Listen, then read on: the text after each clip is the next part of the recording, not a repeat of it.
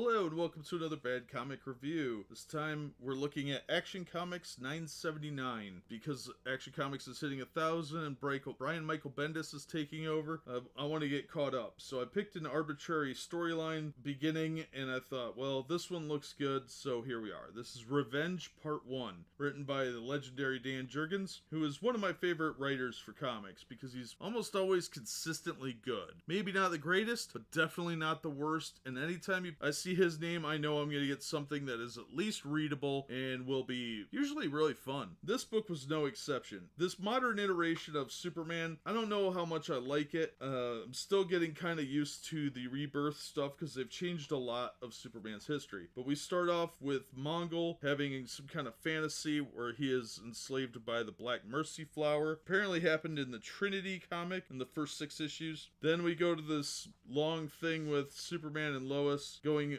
apartment hunting and they find a nice place. I don't really care about that, but it's an interesting way of getting them back into Metropolis. Then Mongol is freed by Eradicator and he's with Eradicator and this guy named Blanque. Blanque was imprisoned in some kind of backup fortress of solitude in the Himalayas that has been destroyed. That must have happened previously and whatever. So they're there to get the Oblivion Stone that Superman had kept there. Now, Superman apparently put a bunch of dangerous stuff there so he could turn the Fortress of Solitude more into like a protected space for him and his family, a safe space if you will, and he removed all the artifacts. But there were a couple of people there that were living there that were like interdimensional travelers that couldn't live in normal society for whatever reason. That must have happened well before this, I don't know. Well, anyway, they show up, bad things happen to them. Superman knows there's an alarm going off, so he's got to take off, transforms into his costume, and there's cool flying scenes that I thought were really neat. And he gets there in time to talk to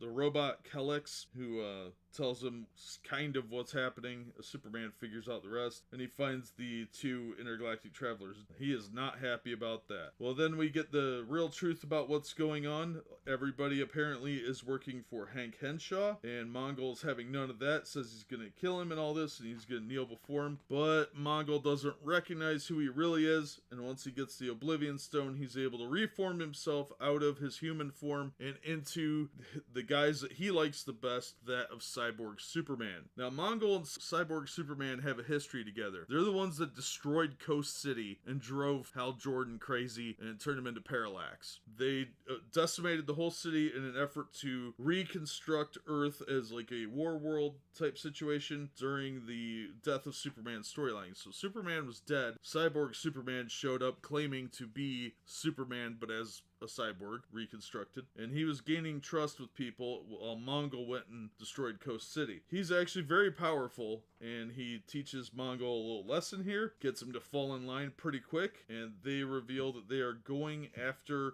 another enemy of Superman's to free him in probably the next issue. So it's a cliffhanger ending, but overall it was great. You've got some really interesting villains teaming up. I'm not sure who Blanque is off the top of my head. It looks vaguely familiar. We got Mongol, we've got Eradicator, we've got Cyborg Superman, we've got Metallo. This is a setup for a seriously nasty fight for Superman. So it was a fun issue. It really was a quick read. The longest parts I think were the dialogue between Lois and Clark over the apartment and moving and all that nonsense associated with that. And we get a little bit of backstory filled in for us through captions, which I liked because obviously I'm jumping in kind of blind on this one. But I thought it was a fun issue. I really like Dan Jurgens' work. He used to be an artist as well, and he was really good. I like his work a little better than this guy. This is Patch Zecher, but he did a really good job overall. Only a few minor quibbles. Hi-Fi did the colors. The colors are always good when Hi-Fi does it. And Rob Lay did letters. Great work. You could actually tell who was speaking because Mongol has different shaped balloons than everybody else. They're like this rough shape, and you could tell Eradicator because he's got like this technical computer writing. So that was really cool. I like that a lot. And Clay Man and Tomei Moru did the cover, so I thought that was really cool. I really liked the cover. So yeah, definitely a good issue. I'm looking forward to reading the next issue. I've got a whole bunch of Action Comics books to go through, so I'm going to try and do these on a pretty regular basis till we get caught up, and hopefully I'll have them all done before Bendis takes over, so we kind of know where the stage is set. So this was a fun one. I recommend it, and that's going to wrap this episode up. As always, thank you so much for listening and supporting the channel, and we hope to see you on the next one.